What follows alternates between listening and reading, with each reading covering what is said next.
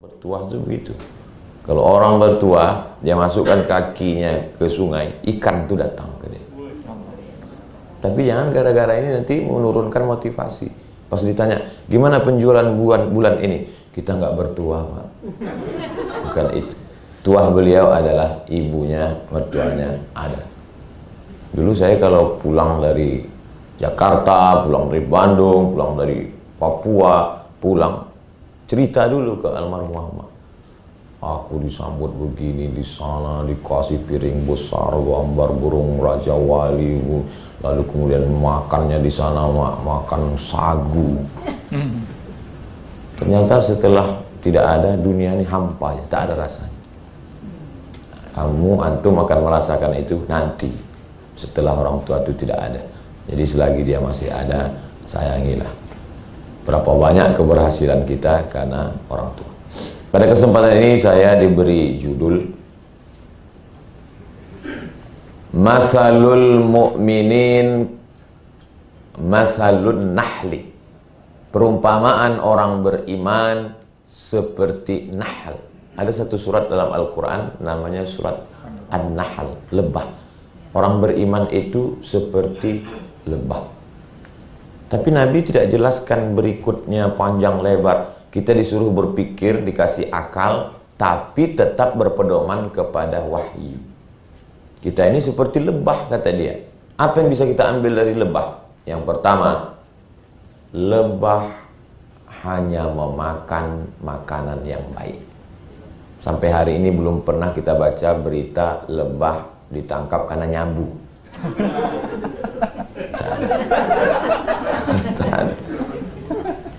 Lebah itu makanannya hanya baik. Dia hanya makan saripati bunga nektar yang kemudian dirobah lewat enzim lalu kemudian menjadi madu. Dia tidak makan yang lain. Maka kalau dikatakan orang beriman itu seperti lebah, maka orang beriman mesti makan yang baik-baik saja. Begitu saya sampai di rumah Mas Ipo, dikelilingi tim inti, VVIP, ring 1. Ternyata mereka memang makanannya baik-baik. Nggak ada yang mau makan santan. Karena mereka mungkin menganggap santan ini racun. Dan tidak ada yang minum teh. Karena saya memang pernah dengar katanya gula itu adalah white poison, racun putih. Jadi sayalah yang makan yang tidak baik. Makan lontong pakai santan, kolesterol. Minum teh manis, gula darah. Mas Ipo saya lihat hanya ingin menemani, terpaksa juga dia makan lontong. Pas saya tanya, kalian nggak makan lontong lagi? Kami udah makan roti, Pak Ustaz. Bukan materinya, terserah mau makan apa, tapi sumbernya mesti kulu min thayyibat. Makanlah yang baik-baik. Baik itu bahasa Arabnya thayyib. Sampai ke Indonesia nggak pulang-pulang. Bang Toib. Mohon maaf Pak Toib kalau kebetulan mendengar tausiah ini. Wa anfiqu, bersedekahlah min thayyibat. Innallaha thayyibun, Allah maha baik. La yaqbalu illa thayyiban, Allah tidak menerima kecuali yang baik-baik saja. Jadi sebenarnya apa yang dilakukan kawan-kawan, sahabat-sahabat BP, ingin supaya orang Indonesia, bahkan dunia, seperti lebah, makan yang baik-baik aja. Apa yang dikonsumsinya? BP. Kalau dia bekerja dengan cara yang halal, anak-anaknya juga makan halal. Bahaya makan haram itu ke otak. Duh, kok ke otak Pak Ustadz? Kalau kita makan satu mangkok lontong, berubah menjadi setetes darah. Setetes darah dari semangkok lontong tadi masuk ke jantung. Jantung menyemburkan darah setetes tadi naik ke otak. Maka orang yang makan haram, otaknya kotor. Nasiyatin, ubun-ubun. Kazibatin, pembohong. Khotiatin, penjahat, pelaku dosa. Apa hubungan ubun-ubun dengan dosa? Yang berdosa kan matanya, yang berdosa kan tangannya, yang berdosa kan kakinya, Yang berdosa kan kemaluannya, yang berdosa kan lidahnya. Karena mata, telinga, tangan, kaki bekerja berdasarkan perintah otak. Dan otak menerima asupan oksigen darah dari jantung. Jantung menyemburkan itu melalui darah. Darahnya dari semangkok lontong. Saya sedang mengiklankan, marilah makan lontong. Jadi makanannya baik-baik saja. Memang tertulis di situ di label makanannya, minumannya halal, MUI, BP POM. Bukan materinya, tapi dari cara belinya dari uang haram. Berada di BP, dua-duanya dapat. Materinya halal dan cara mendapatkannya juga halal. Jemaah dimanapun berada, BP bukanlah multi level marketing. Ini udah lupa saya kalimatnya, tapi iklannya. Dunia dapat, akhirat juga dapat. Kebaikan. Sebenarnya apa yang kita inginkan? Menebarkan kebaikan. Masih banyak loh saudara-saudara kita yang makan haram. Ustadz Somad ceramah di mimbar masjid, jangan makan haram, jangan sampai anak kita dikasih makan haram. Mereka keluar dari masjid, dia dilema. Kalau aku keluar dari kerjaan haramku ini, kau makan apa? Nangis dia. Tapi ada lagi yang marah dengar ceramah itu. Enak aja Ustadz bilang haram. Emang Ustadz merasakan seperti yang kurasakan? Rasaku bukan rasamu Ustadz.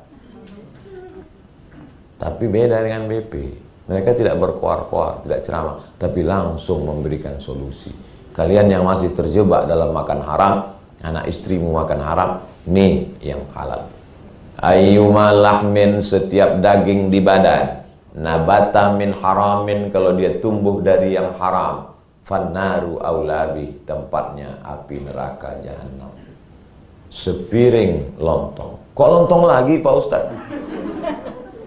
Berubah menjadi setetes darah. Setetes darah menjadi daging, menjadi tulang belulang. Maka kemudian karena dasarnya haram, maka tidak layak masuk surga. Dia akan dibakar. Turun dari sholat subuh di Masjid Agung, sampai di bawah lihat ada orang pada rame-rame ngantri timbangan. Ternyata timbangan ini canggih. 5 jari kaki tekan ke depan, nanti langsung kelihatan kolesterolnya berapa, beratnya berapa. Lama saya menong di depan timbangan. Oh. Yang saya khawatirkan nanti di akhirat juga disediakan timbangan, lalu kita naik, berat Anda 50, yang halal cuma 10. Tapi insya Allah keluarga BP lewat, masuk semua insya Allah ke dalam surga Jannatul Firdaus. Pas ditanya dari mana BP, nggak usah timbang lagi, halal semua. Amin. Doa. Kenapa? Karena malaikat selalu mencatat amal-amal orang ini selalu halal. Berapa banyak orang yang tidak dikenal di bumi, tapi dikenal malaikat di pintu penjaga langit. Tiap hari amalnya. Orang BP sudah masuk ke pedalaman suku Talang Mama yang ditempuh jalan mobil 5 jam dari Pekanbaru dan sampai ke dalam naik lagi perahu. Kok bisa sampai orang BP ke sana? Kan nggak pernah. Mobilnya udah masuk dulu. Mobil BP besar, mobil BP kemana-mana. Ada gambar saya tersenyum di situ. Kemarin diajak sama kawan-kawan musyawarah ke panti tunanetra. Di depan saya lihat, mobil yang sama. Ternyata mobil itu bukan cuma satu, berserak-serakan di atas dunia ini, menebar pahalanya. Jadi jangan heran nanti kalau orang BP begitu ditunjukkan buku catatan amalnya sampai ke pedalaman, dibawa Ustadz Lukman ke pedalaman Kalimantan. Malaikat kayaknya bukan amalanku, ini kayaknya salah catatan ini. Tidak mungkin malaikat salah catat amal. Man jahaza ghazian faqad ghaza. Siapa yang ikut menyiapkan alat-alat perang, tombak, baju besi, panah, pedang, sesungguhnya dia sudah ikut jihad fisabilillah walaupun dia tidak ikut berjihad. Siapa contohnya? Utsman bin Affan. Utsman bin Affan nggak ikut perang Badar karena istrinya sakit, dia di rumah, tapi masuk dapat pahala jihad perang Badar. Kenapa? Mempersiapkan alat-alat jihad. Ustaz Somad, kami mau ikut ke hutan. Nggak usah, ini berat, biar aku aja.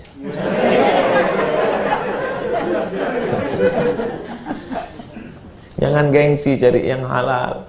Ini kadang orang hidupnya gengsi tapi hutang semua. Halal, luar biasa. Tapi biasa ini bisa kita kembangkan dari mulai kita sekolah, kuliah.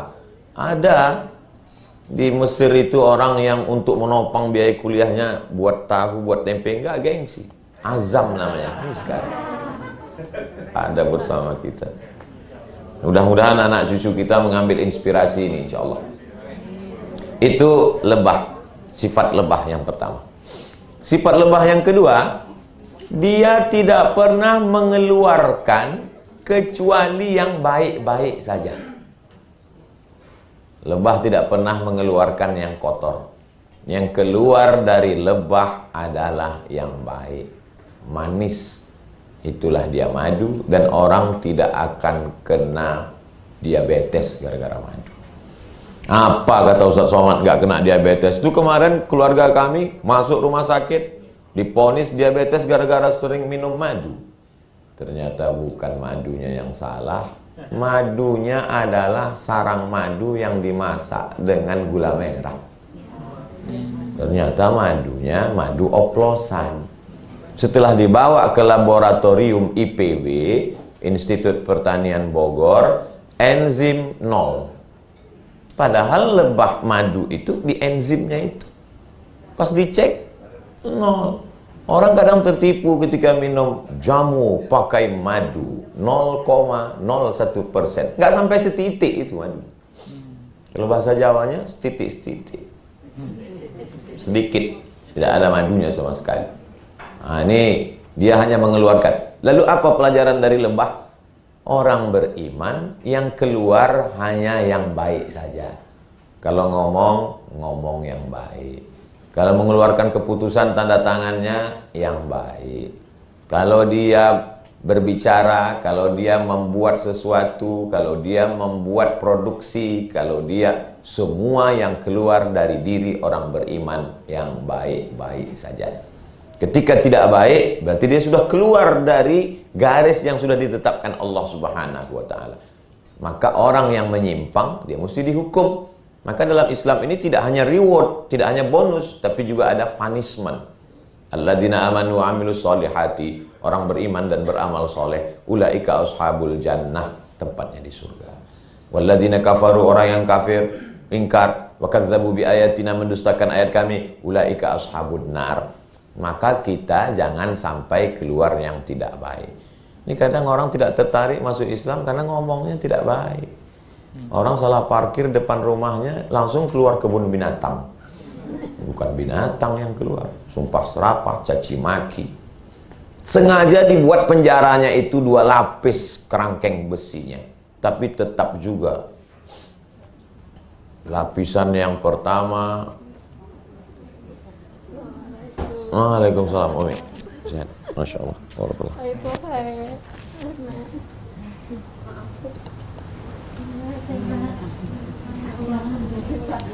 Juga ini sama Oma, Mas Taki. Masya Allah. Mas Taki di sini. Masya Allah. Kayak hal mau bikir. Sama, boys. Masya Allah. Ustaz Taki Malik. Fadl, fadl. Enggak apa-apa. Biasa. Enggak ada sandaran? Enggak apa-apa, biasa enggak sandaran sama Ibu, sehat semua. Enggak apa-apa. Maaf. Alhamdulillah, Al-Mukarram Ustadz Taki Malik. Lalu kemudian yang 2 tadi perempuan pakai masker. Yang pertama istri saya, yang kedua orang yang memberikan anak gadisnya kepada saya. Tadi udah kita bahas sebelumnya. Mudah-mudahan bersama kita di dunia, bersama pula di surga. Masalahnya saya biasanya kalau ceramah berhenti, mesti diulang dari awal lagi. Yang ngulang itu nanti kameranya. Nanti diupload di Ustadz Abdul Somad Official. Jangan lupa subscribe, like, share, and comment. Yang keluar hanya yang baik-baik saja. Kalaupun mau buat film nanti Mas Azam, maka filmnya baik-baik saja. Seperti Ustadz Taqi Malik, yang keluar dari mulutnya adalah bacaan-bacaan Al-Quran. Beliau dari Al-Azhar, Kairo, Mesir. Sama dengan saya. Bedanya beliau hafal 30 juz. Saya juz 30. Walaupun secara umur lebih tua saya, berangkat ke Mesir lebih dulu saya. Tapi insya Allah nanti ke surga paling nggak sama-sama lah. Jadi yang keluar itu hanya yang baik-baik saja. Kok Ustadz Somad mulai lain gaya ceramahnya? Grogi saya. Lebah yang pertama, dia hanya memakan yang baik. Yang kedua, yang keluarnya pun juga baik. Insya Allah kalau inputnya baik, outputnya baik. Tapi kalau yang dimasukkan itu yang, makanya dalam Islam diharamkan itu binatang-binatang yang cara hidupnya tidak baik. Ada binatang yang cara hidupnya seruduk sana, seruduk sini, tak pandang kiri kanan, hantam kromo bantai saja, riba sude, mantap. Tapi tidak boleh disebut. Bahkan di beberapa stasiun televisi saya lihat kalau disebut namanya langsung ada sensor. Tidak boleh. Tapi dalam Quran disebut nama hurriman alaikumul maitatu waddamu walahmul khinzir, daging babi. Nah, itu saya sebut. Saya membacakan ayat Quran. Kan nggak mungkin kita jadi imam sholat. Hurriman alaikumul maitatu waddamu walahmul khinzir. Orang ada kok ayatnya. Baik takut. Jadi kita disuruh makan yang baik-baik saja. Imam, kenapa ini binatang tidak boleh dimakan? Karena sifatnya bisa turun. Akhirnya Syekh Muhammad Abduh, seorang ulama besar dari Mesir, diminta untuk membuktikan. Kata beliau, ambil 2 ayam jantan, masukkan ke dalam satu kandang dengan 1 ayam betina. Kedua ayam jantan bertarung bersimbah darah sampai mati memperebutkan ayam betina. Ada kecemburuan. Babi nggak ada cemburu. Ya, kan jangan heran kalau ada orang tak cemburu makan babi. Kalau takut menguploadnya, jangan diupload. Mana tahu nanti disomasi sama penggemar babi. Kadang-kadang omongan kita tidak nyinggung, tapi orang tersinggung. Sama seperti kambing tersinggung saat Idul Adha. Selamat Idul Adha ya kambing, kata babi. Tersinggung dia. Kenapa? Dia mau mati disembelih besok. Selamat Idul Adha ya kambing. Tersinggung kambing. Kata kambing, diam kau babi. Ketawa anjing. Kata babi, diam kau anjing. Buktinya Bapak Ibu ketawa nggak tersinggung. Tapi ada orang yang tersinggung. Makanya kalau khawatir jangan diupload. Saya khawatirnya orang marah ke saya karena kebetulan saya sama BP berimbas ke BP, saya nggak mau. Kalau kehadiran saya baik untuk BP, biarlah. Tapi kalau kehadiran saya hanya merusak BP, biarlah aku pergi jauh. Ini yang pertama. Yang kedua, bahwa yang keluar itu juga baik. Alhamdulillah sampai hari ini kami bersahabat, berteman dengan Ustadz Taqi Malik, dengan Ustadz Ardi, dengan Mas Ipu. Yang keluar yang baik-baik saja. Yang ketiga, saya ingat sebetulnya mau ngetes saja ini. Yang ketiga adalah bahwa lebah itu tidak pernah hinggap ada ranting yang patah. Dia tak pernah menyusahkan. Lebah itu selalunya dia bersarang. Kalau dalam Quran disebut 3. Jibal, bukit. Lalu kemudian pohon kayu. Lalu kemudian wa mimma ya'rishun, yang dibuat oleh manusia. 3. Di bukit, di gunung, dia buat sarangnya di batu-batu. Tidak ada ranting yang patah. Di pohon kayu dia cari pohon kayu yang paling tinggi, yang paling kokoh, yang paling kuat. Kayu tualang. Kalau di negeri Melayu. Lalu kemudian yang dibuat manusia. Yang dibuat manusia memang dibuatkan sarang. Atau gedung tinggi, dia bersarang di sana dan tak ada ranting yang patah. Kalau di Pekanbaru, saya lihat ada gedung tinggi, yaitu Perpustakaan Suman HS di Jalan Sudirman. Sarang lebah besar-besaran. Dia ingin mengatakan, kalian potong sarangku, bersarang aku di gedung kalian. Dia tidak pernah mengganggu dan tak pernah merusak. Orang beriman mesti begitu. Jangan sampai kita ini membuat masalah. Tertulis di kening, troublemaker, tukang buat masalah. Jangan sampai kita berteman dengan orang, belum ketemu dengan teman, dia sudah kumat darah tingginya. Baru ngelihat nama kita di handphonenya, dia udah stres. Kacau nih. Tapi alhamdulillah, setiap saya mendapat kabar dari sahabat-sahabat BP, semuanya menyenangkan hati. Ustaz Somad, kami sudah support pondok pesantren Imam Samsi di Amerika. Ustaz Somad, kami support pondok pesantren Tahfiz Quran Ustaz Amir Faisal. Ustaz Somad, ini Ustaz Fulan. Maka semua yang baik-baik ini mengikut lebah. Jangan sampai ada ranting yang patah, jangan sampai merusak, jangan sampai mengganggu. Karena dulu ketika kita mau diciptakan, malaikat itu, apa kata malaikat? Ataja'alu fiha, untuk apa kau ciptakan mereka? Mayyufsidu fiha, mereka hanya akan merusak. Wa yasfikud dima, mereka hanya akan menumpahkan darah. Ya Allah, nanti manusia ini kerjanya hanya akan menumpahkan darah, kelahi, merusak alam semesta. Sejahat-jahatnya gajah, dia hanya menumbangkan pohon paling banyak 5 satu hari. Tapi manusia dengan satu tanda sama sekali. Nah, ini dia hanya mengeluarkan. Lalu apa pelajaran dari lebah? Kayunya diambil, tidak ditanam ulang. Cobalah tengok berita kematian ular-ular, monyet, orangutan mati akibat efek zaharal fasadu fil barri, rusak daratan, wal bahri, lautan, bima kasabat aidin nas, karena tangan-tangan manusia. Tapi kemudian apa jawaban Allah? Inni a'lamu ma la ta'lamun. Aku lebih tahu, kamu tidak tahu. Misteri, tidak sesuai antara pernyataan dengan jawaban. Ya Allah, nanti kalau kau ciptakan manusia, mereka hanya akan membuat kerusakan, mereka hanya akan membuat perkelahian, mereka berperang, berbunuh-bunuhan, menumpahkan darah. Jawaban Allah mestinya kan mereka akan jadi baik. Enggak. Tapi justru jawaban Allah, inni a'lamu ma la ta'lamun. Aku lebih tahu, kamu tidak tahu. Hari ini kita ingin menyatakan, hai para malaikat, Allah ciptakan kami dan kami tidak berperang, kami tidak berkelahi, kami bersama di komunitas BP menolong agama. Dengan hasil usaha sudah dirasakan oleh masyarakat, bukan sekedar iklan, nyata. Sampai ke Pekanbaru Riau, beras-beras Yayasan Tabung Wakaf Umat dibawa ke dusun, ke kampung, terisolir, terasing, tak dapat ditempuh dengan bantuan dari sahabat-sahabat BP. Mereka adalah lebah-lebah yang sudah lebah syariah, bukan lebah konvensional.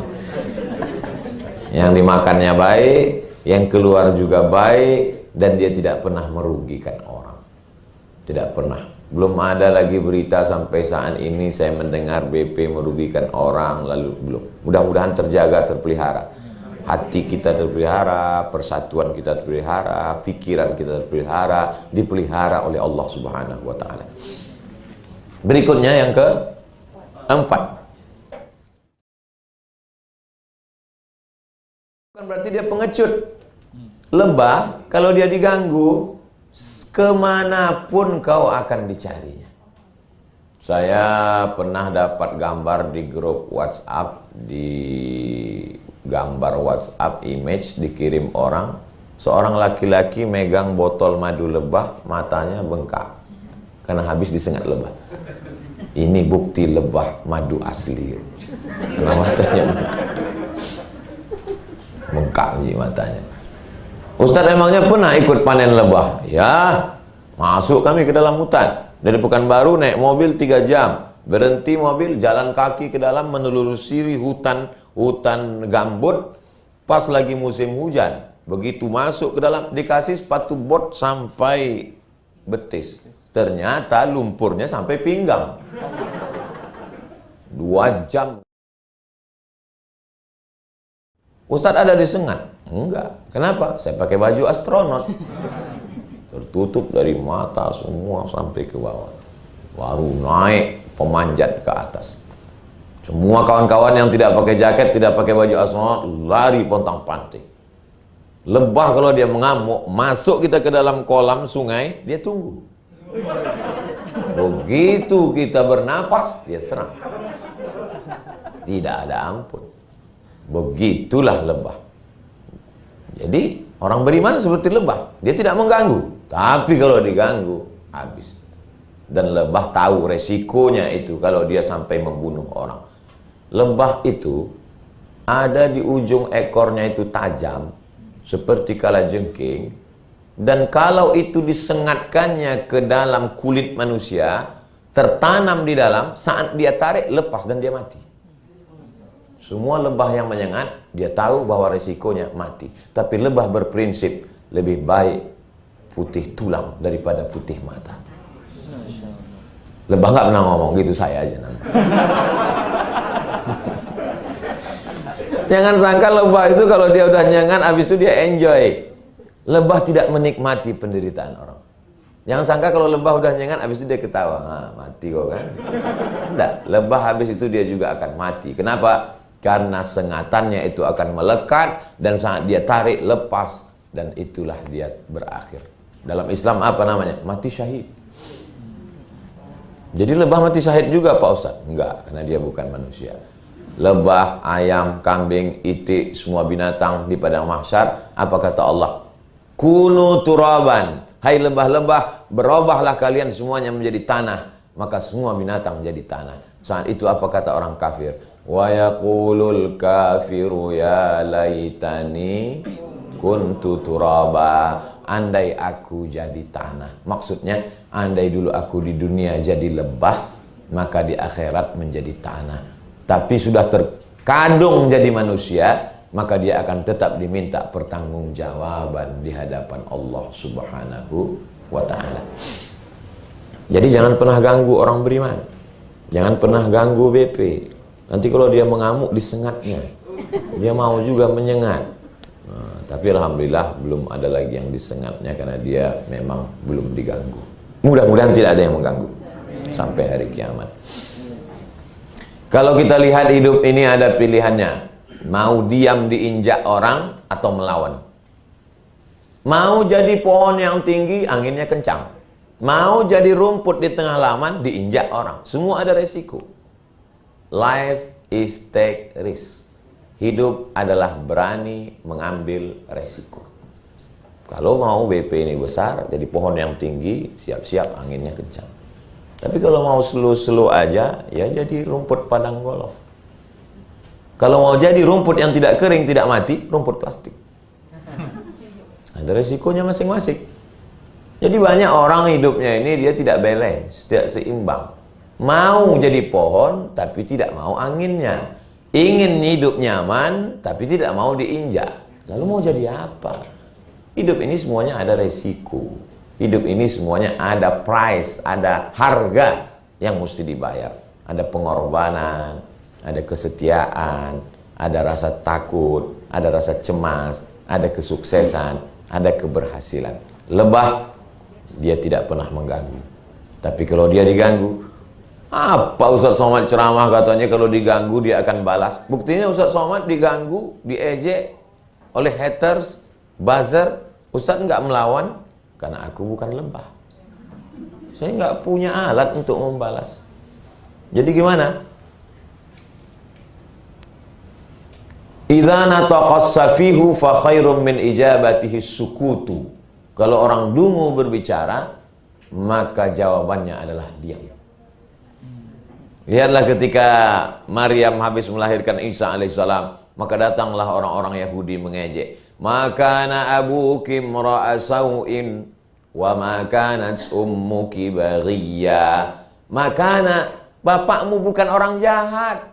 Wa makanat ummuki baghiya, ibumu bukan wanita tunasusila. Kenapa kamu bisa hamil nggak punya suami?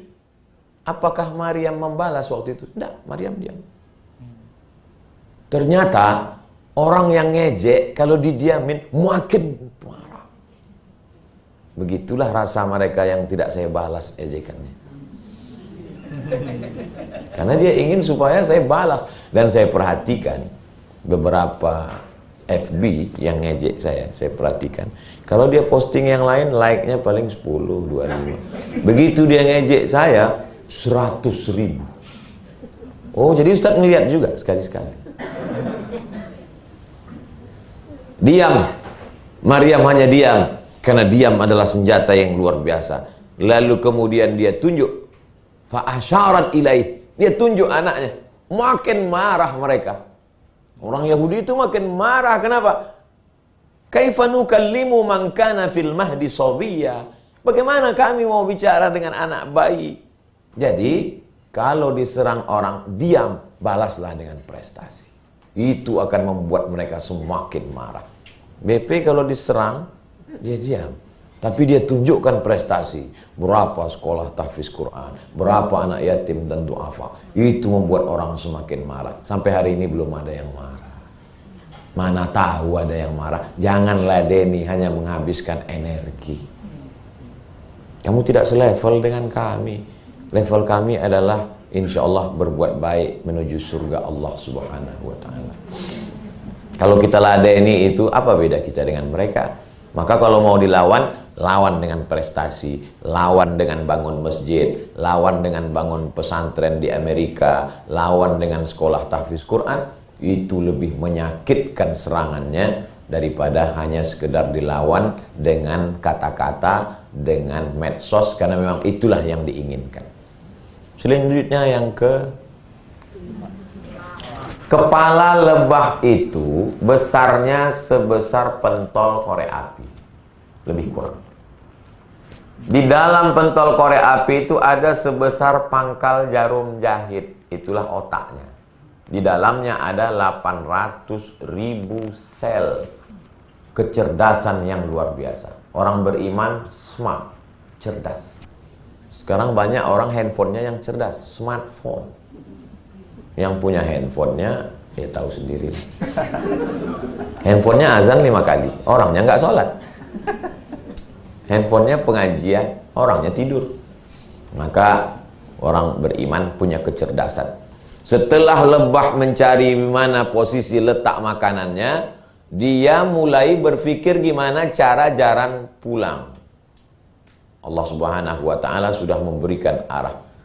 Wasluki subula rabbiki zulula. Lewatilah jalan yang sudah ditundukkan Allah untukmu. Ternyata begitu dia dapat nektar, bunga, dia langsung memprogram otaknya di mana letak sarangnya dan jalannya lurus.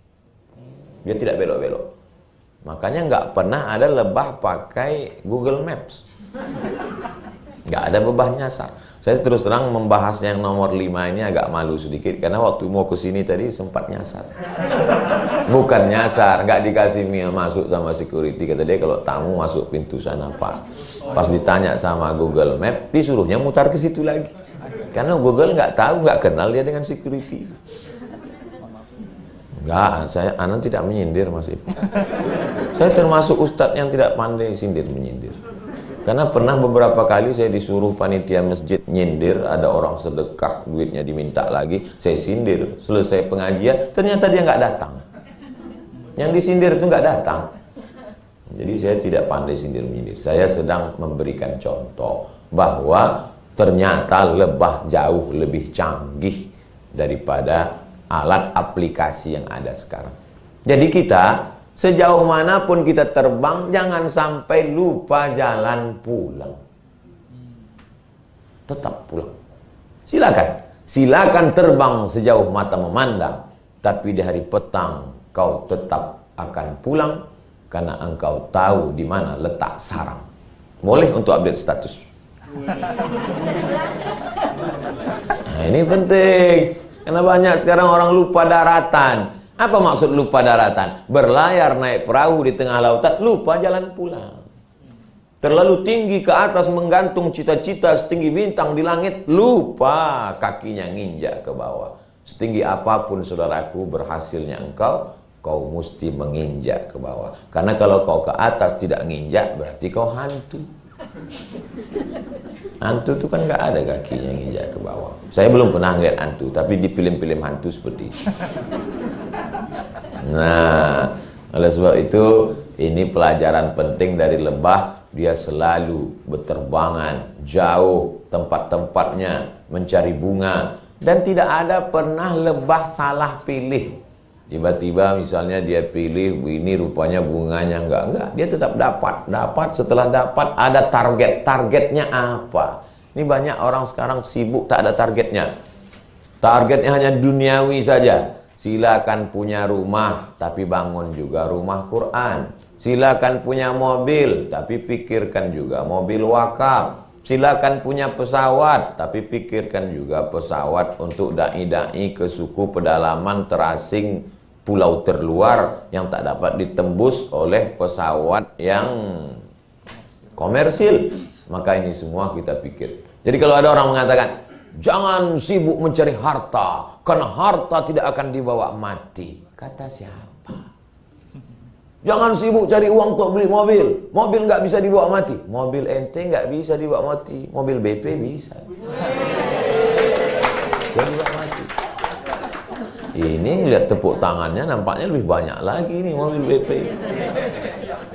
Nah, jadi kalau ada orang berpikir picik, udahlah yang penting kita zikir, baca Quran. Sementara pasar Asia Tenggara terbesar adalah Indonesia.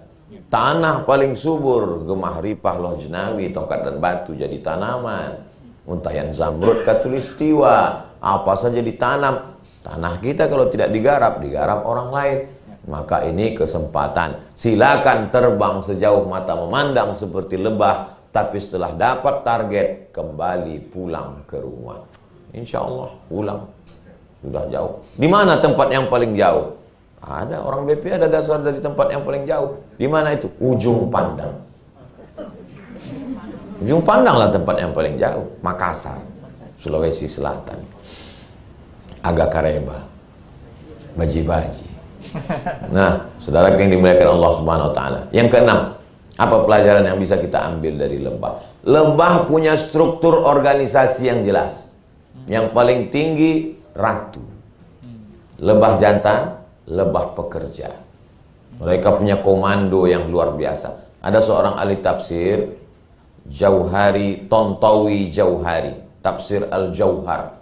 Jadi kalau dibuka tafsir itu, cerita tentang kerajaan lebah, memang betul-betul digambarkannya sarang lebah di mana posisi ratu di mana, dan ratu ini amat sangat berkuasa.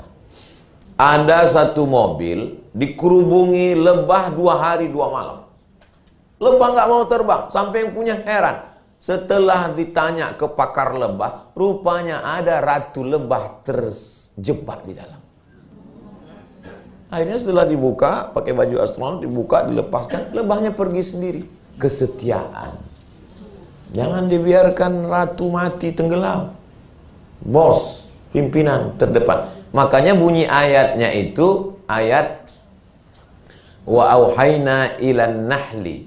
Kami berikan ilham kepada lebah. Bunyi ayatnya itu ittakhidhi buyutan. Bunyi kalimatnya itu adalah perempuan. Wasluki subula, perempuan.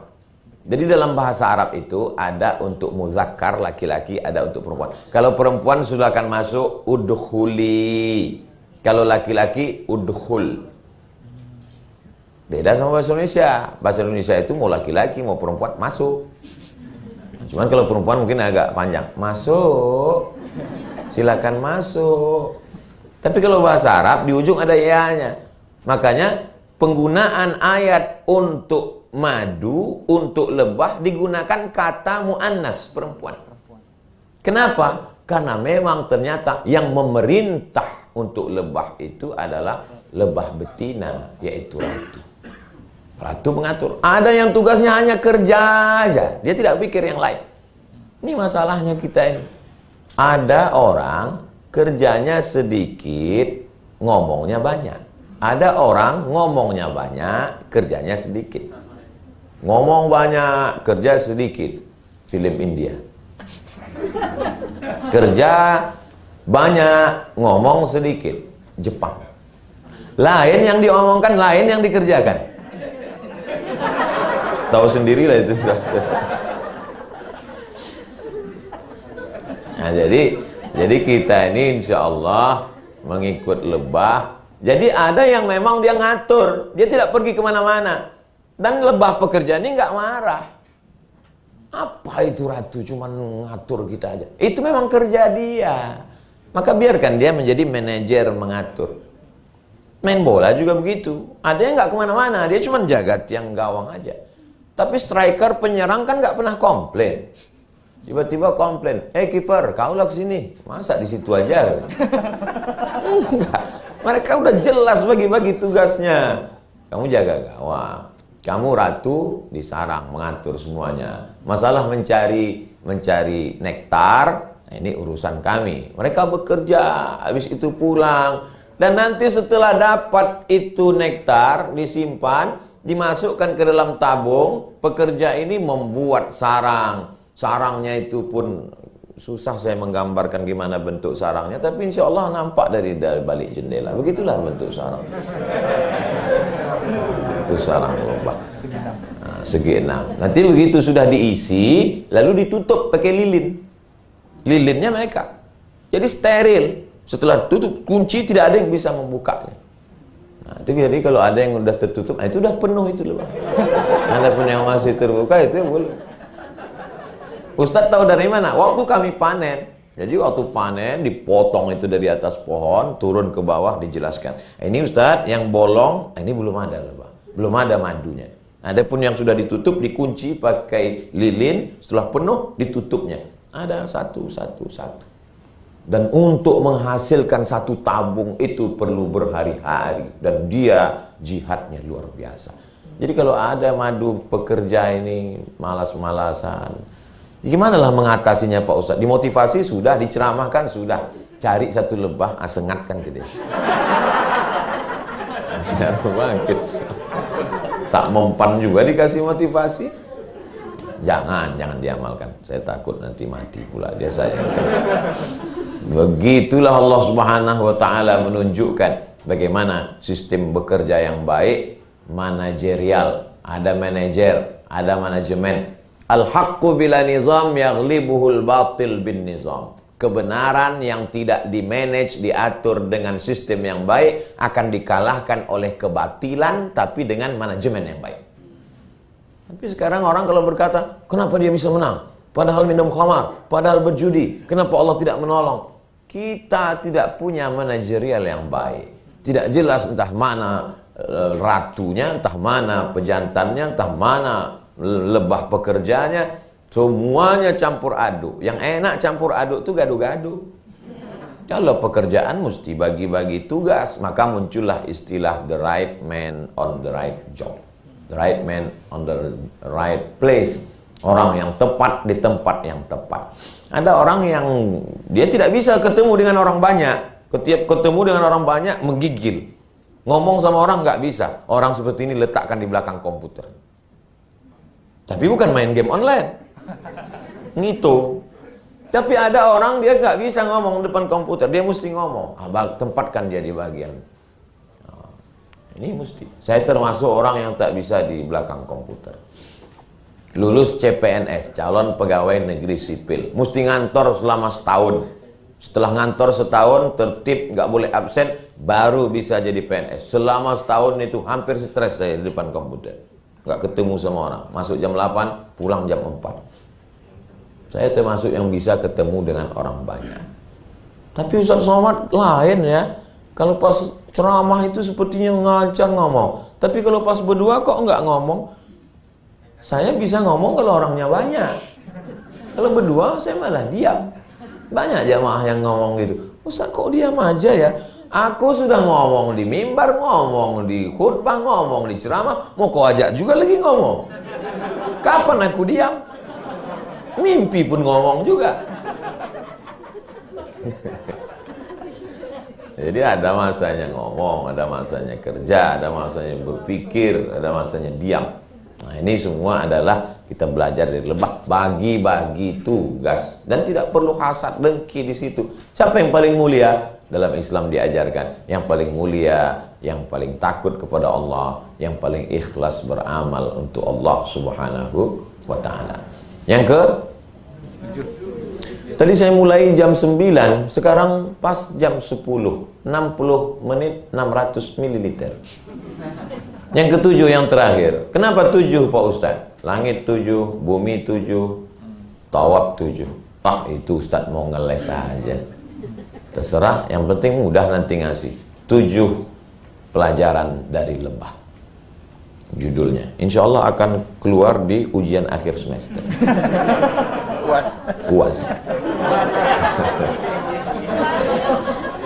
Pelajaran terakhir dari lebah adalah lebah tidak pernah sendirian. Lebah selalu berjamaah. Lebah makhluk sosial.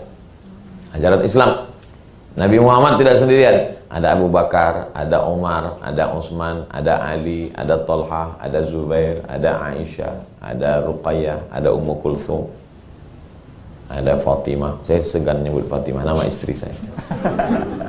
Jadi mereka, Masya Allah, Barakallah.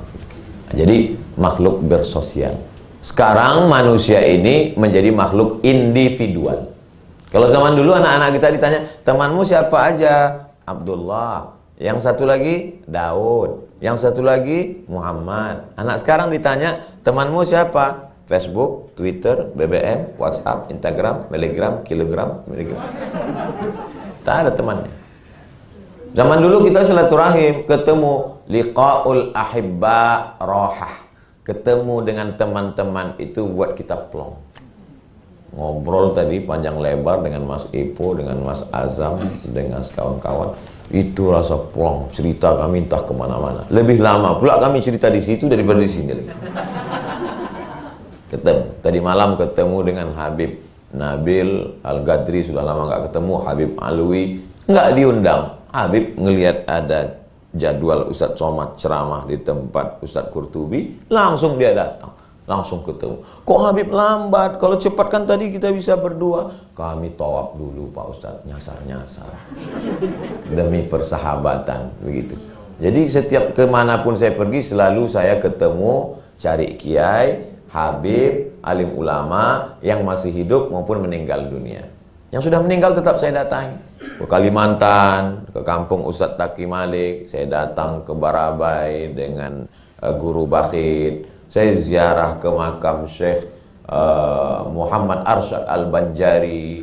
Lalu kemudian kemarin ke Banten, saya ziarah ke makam Maulana Hasanuddin, meninggal tahun 1570, setengah milenium, 500 tahun yang lalu. Maulana Hasanuddin anak dari Syarif Hidayatullah. Syarif Hidayatullah punya nama lain, itulah dia Sunan Gunung Jati. Jadi orang yang selama ini mengatakan tidak ada Wali Songo. Wali Songo itu fiktif. Ente yang belum ziarah. Ziarahlah, makamnya ada, orangnya ada, buktinya ada. Itulah dia kerajaan Banten, penegak syiar Islam. Makanya Islam di Banten itu kuat. Kenapa? Itulah keturunan-keturunan Rasulullah. Karena nasab mereka sampai kepada Sayyidina Ali, anak Sayyidatuna Fatimah, anak Sayyidina Maulana Muhammad sallallahu alaihi wasallam. Itu jugalah bukti bahwa Islam ini makhluk sosial. Jadi seandainya umat Islam itu hanya duduk di taman raudhah, baca Quran, zikir, istighfar, tahmid, tahlil, baca Yasin, mati. Islam tidak berkembang. Maka mereka terbang sejauh mata memandang, berinteraksi sosial, bergaul, berteman, mendirikan kerajaan. Ada rajanya, ada sultannya, ada mufti yang mengurus urusan agama, ada punggawa kerajaan, ada tentara-tentara, ada para bisnismen. Islam mengajarkan kita bukan makhluk sendirian. Kalau makhluk sendirian, Nabi tidak turun dari gua Hira. Iqra bismi rabbikal ladzi khalaq, khalaqal insana min 'alaq. Ini qara'a rabbukal akramul ladzi 'allama bil qalami 'allamal insana ma lam ya'lam. Selesai. Tapi dia turun ke bawah. Al mu'min alladzi yuqalitun nasa wa yasbiru 'ala adahum Orang beriman yang berinteraksi sosial dengan orang banyak dan sabar, maka dia lebih baik di hadapan Allah daripada orang yang mengasingkan diri sendirian. Saya alhamdulillah Pak Ustadz tidak tergoda dengan apapun. Kenapa? Sendirian dalam gua. Di mana letak jihadnya? Di mana letak godaannya? Oleh sebab itu kalau ada orang mengatakan yang hidup di akhir zaman ini orangnya kacau sekali, justru di akhir zaman inilah orangnya imannya kuat. Kenapa? Karena godaannya luar biasa. Anak-anak sekarang itu jauh lebih hebat daripada anak zaman Abdul Somad dulu. Kenapa? Zaman Abdul Somad dulu godaannya cuma satu, TVRI. TV cuma hidup sampai jam 12 malam, habis itu mati. Hari Ahad hidup sampai jam 12. Unyil, ucrit, ogah, Pak Usro, Pak Raden. Anak zaman sekarang main handphone gak berhenti-berhenti. Jadi kalau ada anak sekarang bisa dia dididik dengan baik, maka luar biasa. Dan itu perlu ada interaksi sosial. Lebah tidak pernah sendirian karena dia punya komunitas. Itulah 7 pelajaran yang dapat saya sampaikan sebagai pengantar dialog kita pada kesempatan kali ini. Terima kasih atas segala perhatian. Mohon maaf atas segala kesilapan dan kekhilafan. Wassalamualaikum warahmatullahi wabarakatuh.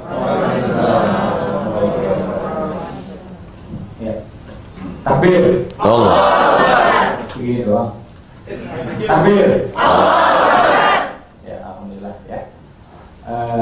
Itu beliau papak sampai 7 ya. Biasanya kita nggak sampai 7 ya. Nah ini banyak alhamdulillah ilmu baru kita semua. Oke, saya kasih kesempatan 2 penanya ya. Pertama Mas Roy ya. Kedua siapa lagi yang jawab? Bu Mimi. Oke, Bu Mimi ya. Tadi yang berapa jam dari Makassar? 12 jam. 12 jam jalan darat ya ke Makassar, habis Makassar terbang lagi ke sini hampir 2 jam alhamdulillah. Ya. Jadi jangan ada masalah. Makanya jangan kalau diajak ngumpul di sini jangan ngomong jarak, jangan ngomong biaya. Ini bukti tidak ada. Oke, kalau niat semua dekat. Kalau nggak niat semua jadi jauh. Ya.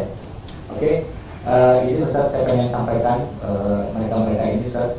Alhamdulillah tadi seperti yang saya sampaikan di antara mitra BP ini 1000 lebih Ustaz yang hafiz ternyata. Kita nggak nyangka ada hampir 1000 juga mungkin guru ngaji yang terdata sama kita, ratusan banyak yang diam-diam juga gitu ya. Makanya ketika ada program memuliakan guru ngaji di pelosok, mereka pada happy. Dan sampai hari ini kita sudah rutin membersamai 2000 guru ngaji ya, di pelosok-pelosok Indonesia. Masya Allah. Ya, 600 melalui Munzalan, Ustaz Lukman, sebagai melalui DD, sebagai melalui ACT. Karena kalau kita bukan kita nggak kuat. Ya, kalau mereka punya data, dan saya minta data, ada KTP-nya, ada nomor teleponnya, ya, ada nama orangnya, ketahuan udah istiqomah berapa lama ngajarnya, baru kita berusaha melihat. Ini kita target mudah-mudahan tahun depan kita bisa umrohkan guru-guru ngaji. Amin. Karena selama ini kalau ada Mekah cuma ada poster aja, ya kan? Dan masya Allah Ustaz ini, masya Allah saya sampai merinding ya, mereka ini Ustaz kemarin waktu kurban itu ratusan guru ngaji itu mereka dibikin bisa kurban Ustaz. Masya Allah. Jadi bukan dapat daging kurban, Berkurban. Ya, tapi kita atur sedemikian rupa sehingga guru ngaji ini bisa berkurban minimal 1 kambing sama sendiri. Masya Allah. Jadi itu banyak yang pengalaman pertama dalam hidup mereka. Jadi dia berkurban atas nama sendiri, bukan sekedar dapat daging kambing. Dia potong hewan kurbannya, 1 kambing yang dapat dia bagikan ke masyarakat sekitar. Masya Allah. Dan ini kita bersama kita juga lagi kembangkan bagaimana guru ngaji ini akhirnya nanti yang membagikan sembako itu Ustaz. Jadi pusat sembakonya di guru ngaji ini dia yang memuliakan masyarakat sekitarnya. Saya kalau ada kabar ini nggak sabar dan ngasih tahu Ustaz biar dapat pelajaran dari Ustaz biar berkembang. Kami target mudah-mudahan sampai akhir tahun ini bisa tambah 1000 lagi guru ngaji. Amin. Ya, tahun depan kita bisa 10.000 guru ngaji insya Allah. Karena itu jangan bangga dengan angka itu. Saya tanya sama Ustaz Lukman di Kalimantan Barat saja itu jumlahnya ratusan ribu guru ngaji di pelosok. 1 provinsi doang. Dan Kalimantan Barat itu kan nggak ramai. Ya. Nah di Indonesia ada 30 lebih. Jadi jangan bangga dengan angka yang kayaknya 2000 itu masih kecil. Ya. Perjalanan masih panjang. Terus kita juga bangun ini Ustaz, puluhan sumur di pelosok-pelosok Indonesia Ustaz. Dari harganya 20 juta sampai 120 juta, karena kan tingkat ngambilannya kan rumitnya beda-beda Ustaz. Karena kami terinspirasi waktu itu Ustaz Umar Mita atau Ustaz siapa waktu bilang, sedekah air itu kan luar biasa pahalanya kan. Salah satu sedekah yang utama. Bahkan kalau ibu sudah meninggal, orang tua sudah meninggal, kita bisa sedekah itu melalui mata air. Wah, dengar itu kita langsung gini kan. Dan mata air yang kita pakai sekarang itu adalah kerja keras amal jariah dari mungkin 7 keturunan yang dulu. air yang kita nikmati sekarang ini.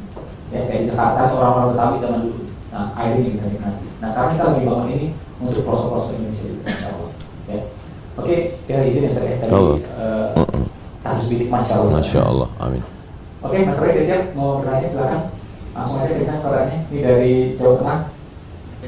Bismillahirrahmanirrahim. Assalamualaikum warahmatullahi wabarakatuh. Waalaikumsalam warahmatullahi. Terima kasih Ustaz Abdul Somad. Ya, terima kasih Pak Ibu sudah diberikan kesempatan untuk bertanya. Di sini saya mau bertanya Ustaz berkaitan tentang tadi ya, kita mengilhami bahwasanya apa menyampaikan ya baik-baik ya. Di sini kita sudah berkumpul ya bersama komunitas PB. Nah, bagaimana sih ya kita nanti sebagai umat muslim ya, terutama bagi saya yang masih muda untuk mensiarkan ya berkaitan tentang pengusaha ini ke masyarakat luas ya, supaya kita bisa menjadi mukmin yang baik itu seperti apa? Maksudnya gini Ustaz, rata-rata kan muslim kita ini cara pikirnya kerja atau maaf PNS itu Ustaz. Jadi kita ngarahin dia jadi entrepreneur iman. Oke, Mas Mas. Ya. Substansinya kan bagaimana pesannya sampai. Tapi cara menyampaikan pesan itu macam-macam. Ada cara orang menyampaikan pesan, kamu mesti bekerja, kamu mesti semangat, kamu mesti berprestasi, nanti akan begini. Tapi ada tidak semua orang suka dengan kalimat yang mendikte. Dia merasa diceramahi. Tapi ada yang lebih menyentuh, lisanul hal, perbuatan, afsahu min lisanil maqal. Perbuatan lebih menyentuh daripada ucapan. Sehingga memunculkan pertanyaan di pikiran mereka, kok bisa ya? Menunjukkan prestasi lebih baik. Ternyata ada sekian ratus mobil yang tersebar untuk membantu menyampaikan beras ke yatim, fakir, miskin, duafa. Ternyata guru mengaji. Ternyata dengan informasi yang singkat, yang simpel itu memicu otaknya untuk bertanya, kok bisa? Dari mana? Disitulah baru masuk. Makanya dalam Al-Quran dipakai gaya takjub dulu. Orang terkagum-kagum dulu, terheran-heran dulu. Alif Lam Mim. Heran semuanya. Apa ini? Hurufnya kami semua tahu. Alif Lam Mim. Setelah dia terheran, baru masuk kalimat setelah itu. Dzalikal kitabul la raiba fihi hudal lil muttaqin. Dibuat pertanyaan dulu. Al-Qari'ah. Mal qari'ah. Wa ma adraka mal qari'ah. Memicu. Maka kalau diperhatikan, kalau saya tausiah, di awal itu jarang saya isi pertama-tama marilah kita bersyukur. Karena orang sudah jenuh. Saya awali dengan sesuatu yang berbeda, toh nanti pada substansi maknanya juga bersyukur. Termasuk di awal tadi, saya tidak alhamdulillah pada pagi hari ini kita bersyukur. Enggak, tapi saya awali bahwa ada seorang perempuan yang ujungnya mensyukuri punya nikmat ibu dan punya nikmat ibu mertua. Substansinya bagaimana bersyukur. Nah, disitulah perlu kecerdasan. Insya Allah sahabat-sahabat dilatih cerdas untuk menyampaikan pesan ini, dan kita bicara bukti. Semua yang saya bicarakan tadi bukan awang-awang. Nanti enggak, sudah wujud, sudah nyata itu. Nah, kalau bisa ngomong. Kalau nggak bisa ngomong, nanti saya kirimkan videonya. Tinggal share aja, tinggal mudah. Biasanya Mas Ipo buat video kalimatnya ini. Selalu saya nanya kalimatnya apa, jadi sehingga saya ngomong. Saya pun ngomong itu bukan kalimatnya dari saya. Saya macam beo aja. Assalamualaikum, assalamualaikum. Saya ucapkan. Kalau kebetulan baik, barokah, saya dapat limpahan pahalanya. Itu untuk menyampaikan secara cerdas sampai ke umat, bangkit semangat mereka bekerja. Man dalla ala khairin, siapa yang menunjukkan kebaikan, falahu mithlu ajri fa'ilihi, dia dapat pahala seperti orang yang melakukannya.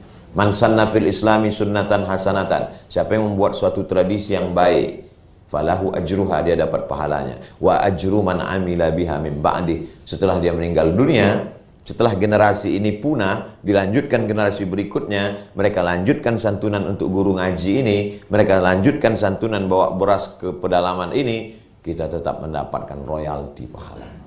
Begitu kata Nabi SAW. Wallahu a'lam bishawab. Oke, teman-teman.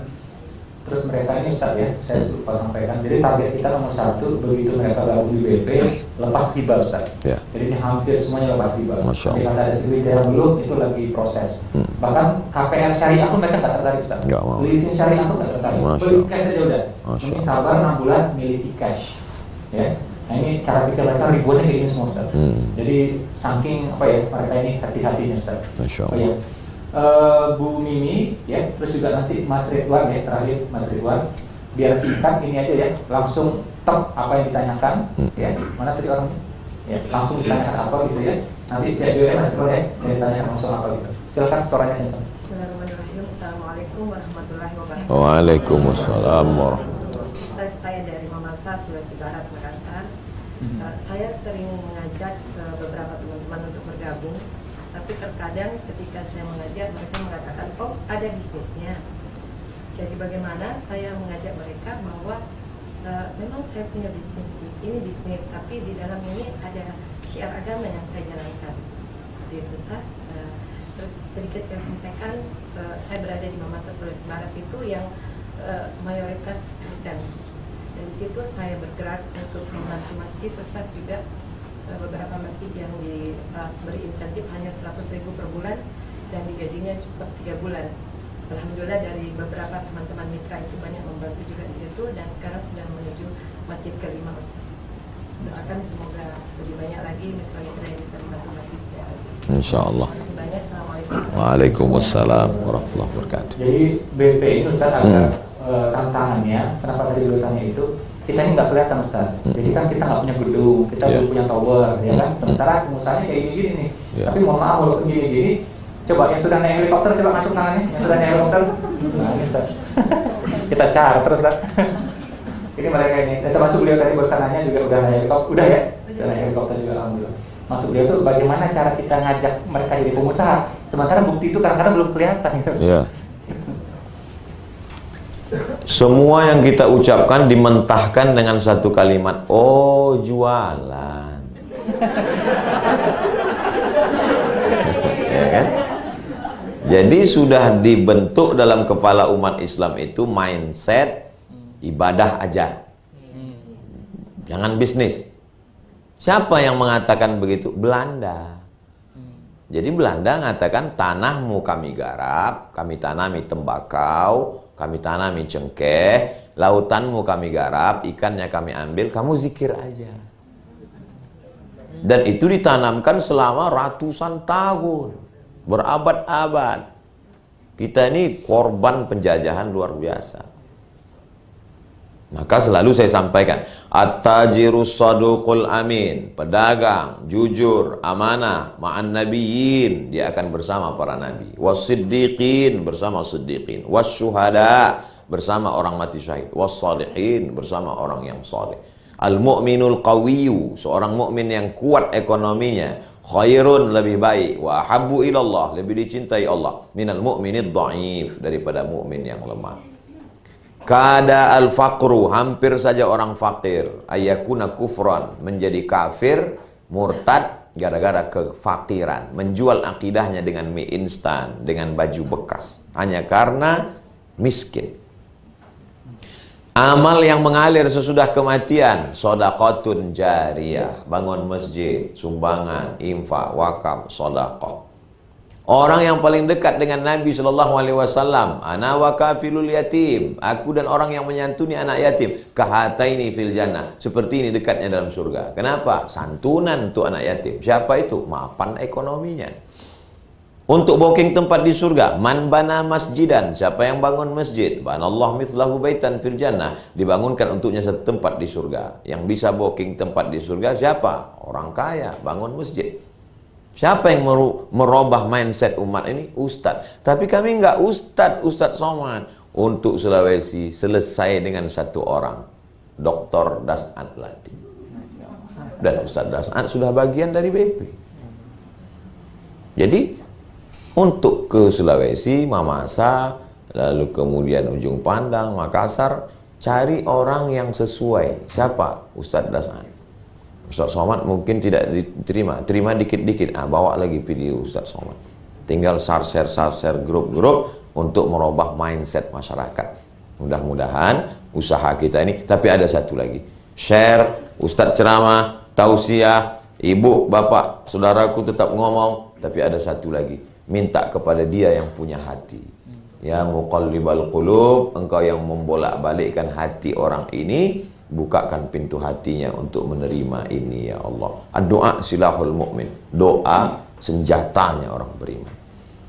Tapi jangan kita terlalu pede dengan doa kita. Ada orang yang doanya lebih makbul daripada kita, orang tua yang masih punya ibu, minta doanya. Bu, saya mau bisnis ini, mungkin doa ibu lebih makbul. Dia tidak mengerti keadaan, tapi hatinya bersih, doanya mengetuk pintu langit. Saya tak pernah jemu minta doa pada orang tua sampai hari ini. Wallahu a'lam. Masih mungkin singkat aja langsung. Assalamualaikum warahmatullahi wabarakatuh. Waalaikumsalam.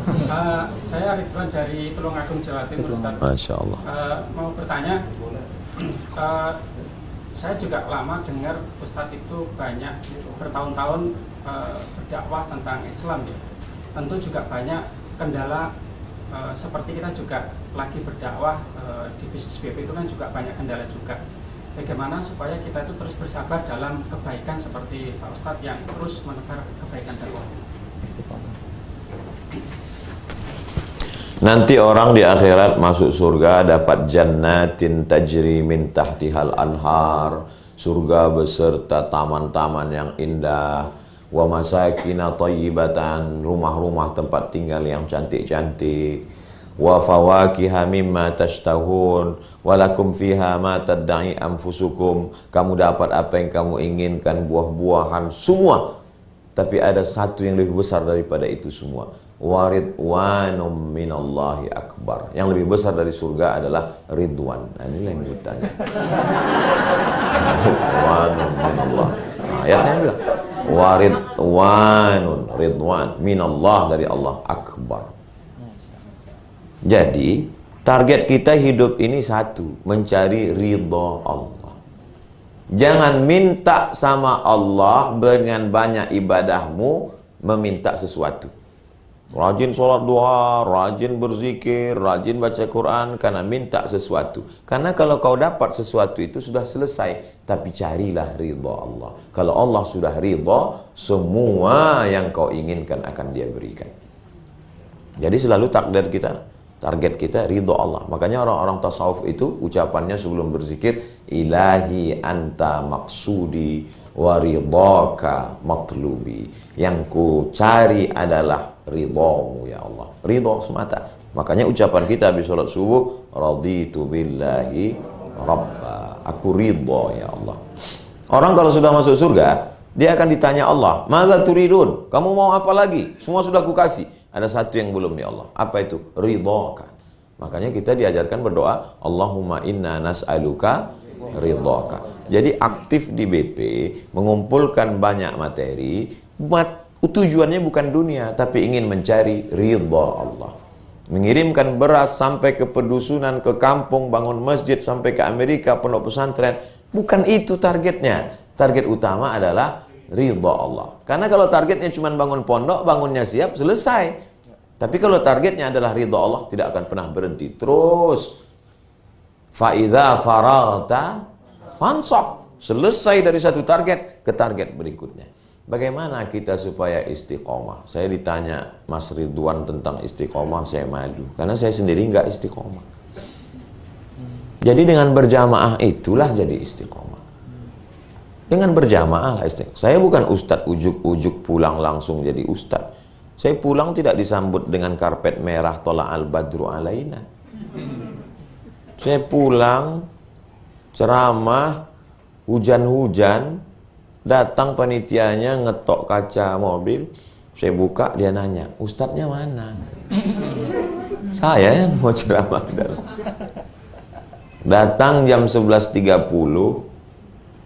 di depan mimbar duduk, lalu pengumuman jamaah pengurus masjid.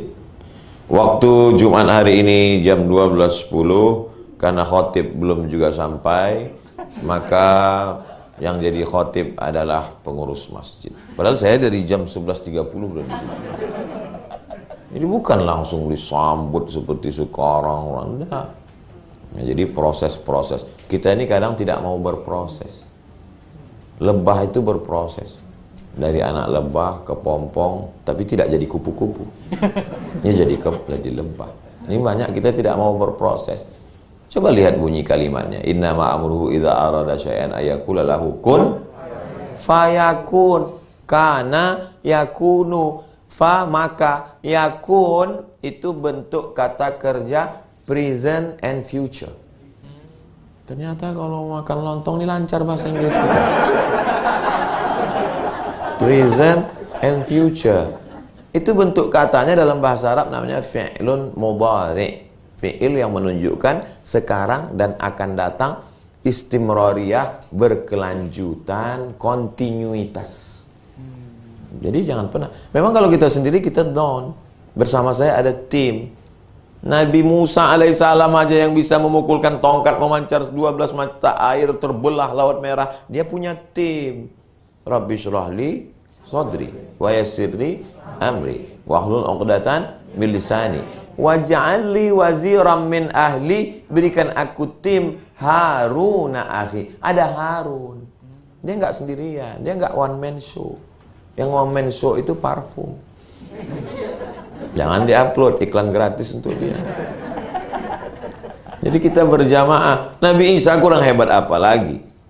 Orang lumpuh bisa sembuh, orang mati bisa hidup dengan izin Allah. Tapi dia tidak sendirian. Wa iz qala Isa bin Maryam lil hawariyin. Ingatlah ketika Isa anak Maryam berkata kepada hawariyin, komunitasnya, kelompoknya, timnya berkata, man ansari ilallah, siapa yang menolong aku menegakkan agama Allah? Qala al hawariyun, hawariyun berkata, nahnu ansarullah. Ada kami, bukan sendirian. Abu Bakar Siddiq ketakutan di dalam gua malam itu, ketakutan. Lalu apa kata Nabi Muhammad SAW? La tahzan, jangan takut. Innallaha ma'ana. Jenis sahabat ini dua.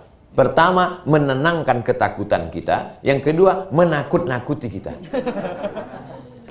Kalau sahabat itu ketakutan, lalu dia ditenangkan, itu contoh Abu Bakar dengan Nabi Muhammad SAW. Abu Bakar ketakutan, maka kata Nabi, la tahzan, don't be sad. Jangan takut, jangan cemas, jangan galau. Innallaha ma'ana.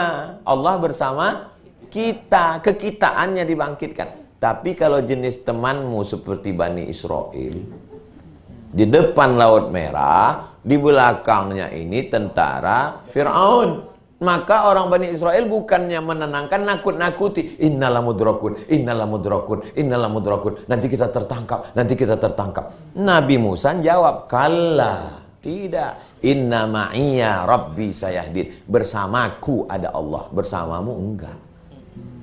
Jadi jenis teman dua. Satu menenangkan ketakutan, satu nakut-nakutin kita. Tapi insya Allah sahabat BP selama ini adalah menenangkan, bukan menakutkan, bukan menakut-nakuti. Wallahu a'lam. Terima kasih banyak Ustaz. Alhamdulillah ya, memang Ustaz tidak sendiri, ada tim yang membackup ya, ada banyak tim. Di antaranya Bang Hendri. Pak Hendri boleh diri Pak Hendri? Kita kasih applause untuk Bang Hendri boleh? Hi guys official. Hai guys official, ada YouTube-nya. Itu yang tidak diupload di Ustaz. Nah, beliau ada tuh khusus itu ya. Terus juga ada Mas Faiz, boleh kita kasih applause untuk Mas Faiz? Ya. Nah, itu itunya yang itulah page-nya khusus gitu. Kalau Betawi semuanya. Ya. Pak Arman di samping Mas Faiz. Ya, Pak Arman Arman gitu ya. Fadil. Mas Fadil, Pak Fadil juga ya. Jadi memang ada yang sebagian itu kelihatan, sebagian itu tidak kelihatan. Saya ingat waktu itu Mas Eko Patrio bilang ya, kayak bendera itu memang ada berkibar. Tapi jangan salah, itu ada tiangnya. Tiangnya nggak ada orang yang lihat. Nggak pernah orang cari tiang itu nggak ada. Pasti dicari itu benderanya gitu. Tapi nggak ada tiang, nggak ada gunanya itu bendera. Masya Allah. Ya. Dan jangan salah lagi, ada yang fondasi gitu. Ya. Nah, jadi Mas Eko bilang waktu itu, saya kebetulan saat ini jadi benderanya, memang kelihatan. Tapi banyak yang bekerja keras ini, ada jadi tiangnya, ada jadi fondasinya. Ya, jadi kalau ngomong yang paling penting siapa? Fondasi itu sebenarnya. Gitu. Nah, kita mungkin juga seperti itu kan, ada yang mungkin tampil di depan, ada yang bersiap di belakang dan semuanya. Tapi insya Allah saya doa semua. Amin. Ustaz, biar tambah berkah boleh tutup dengan doa Ustaz. Astaghfirullahaladzim, astaghfirullahaladzim, astaghfirullahaladzim, alladzi la ilaha illa huwal hayyul qayyum wa atubu ilaih. A'udzubillahi minasyaitonirrajim. Bismillahirrahmanirrahim. Alhamdulillahi rabbil alamin arrahmanirrahim maliki yaumiddin. Iyyaka na'budu wa iyyaka nasta'in. Ihdinas siratal mustaqim, siratal ladzina an'amta 'alaihim ghairil maghdubi 'alaihim waladdallin. Amin. Allahumma salli ala Sayyidina Muhammad wa ala ali Sayyidina Muhammad. Assalamu alayka ya Rasulullah. Allahumma anzilir rahmata wassalamata wal barakata ala hadhil jamaah. Turunkan keselamatan, kerahmatan, keberkahan untuk jamaah BP ya Allah. Allahumma anzilna munzalan mubarakan wa anta khairul munzilin. Tempatkan kami di tempat yang penuh keberkahan. Engkaulah sebaik-baik penempat ya Allah. Allah marzuqna rizqan halalan tayyiban mubarakan fih. Berikan kami, bukakan untuk kami pintu rezeki yang halal yang barakah supaya kami dapat berwakaf, berinfak dan bersedekah menolong agamamu ya Allah. Waj'alna minal mukhlasin. Jadikan kami orang-orang yang ikhlas. Ilahuna anta maksuduna, engkau yang kami maksud, waridhaka matlubuna, ridhamu saja yang kami cari. Wafiqna lima tuhibbuhu wa tarda, tanamkan dalam hati kami ridhamu dan cintamu supaya kami beramal hanya ingin mencari ridhamu semata ya Allah. Allahumma ja'alna minal mutahabbina bijalalik, jadikan kami bersaudara karena engkau. Azillana tahta zilli arsyika yawma la zilla illa zilluk. Berikan kami naungan di padang mahsyar, saat itu tak ada tempat bernaung kecuali naunganmu saja ya Allah. Allahumma tahhir qulubana minal hasadi, sucikan kami dari sifat dengki, wal kibriya, merasa lebih, wal ujbi, merasa kagum dengan diri sendiri, wan nifaq, bersihkan dari kemunafikan, wal fisqi, jauhkan dari sifat fasik. Allahumma inna na'udzubika minal hammi wal hazan, lepaskan kami dari kesulitan dan kesusahan. Wal ajzi wal kasal, jauhkan kami dari sifat lemah dan malas. Wal jubni wal bukhul, jauhkan kami dari sifat pengecut dan pelit. Wa dhala'id daini wa ghalabatir rijal, jangan sampai kami dililit hutang dan dikuasai orang lain. Allahumma inna na'udzubika min ilmin la yanfa', jauhkan kami dari ilmu yang tak bermanfaat. Wa min qalbin la yakhsha', jauhkan kami dari hati yang tak khusyuk.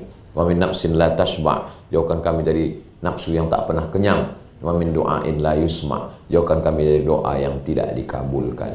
Allahumma a'inna, tolong kami, ala zikrika, supaya hati kami senantiasa berzikir mengingatmu, wa syukrika, selalu bersyukur kepadamu, wa husna ibadatik, selalu beribadah dengan ibadah yang terbaik. Allahumma dafa'anna al-ghala wal waba wal fahsya wal riba wal zina, selamatkan kami dari malapetaka, bencana, riba, zina, narkoba, perbuatan keji dan mungkar. Rabbana hablana minas solihin, jadikan anak-anak kami anak-anak yang soleh dan solihah.